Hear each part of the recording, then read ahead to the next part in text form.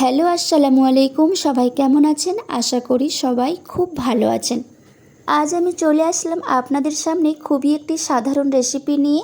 আজকে আমি রান্না করব চিংড়ি মাছ দিয়ে কলমি শাক ভাজা। শাকটা আমি ভালো করে কেটে ধুয়ে নিয়েছি আর নিয়ে নিয়েছি এখানে রসুন কুচি, পেঁয়াজ কুচি, কাঁচা লঙ্কা কুচি আর ছোট ছোট করে চিংড়ি মাছ কেটে নিয়েছি। কড়া বসিয়ে দিলাম, কড়াই তেল দিয়ে দিয়েছি। এবার আমি সমস্ত উপকরণগুলো দিয়ে একসাথে নেড়েচেড়ে ভেজে নেব। খুব বেশি ভাজবো না, হালকা করে ভেজে নেব। ভাজা হয়ে গেছে, আমি এবার কলমি শাকগুলো দিয়ে দেব।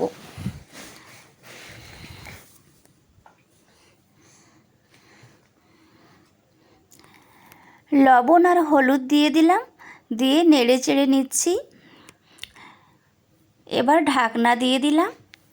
কলমি শাকটা আমি এইভাবেই নেড়ে চেড়ে ভেজে নিয়েছি। ভাজা হয়ে গেছে, তুলে নেব।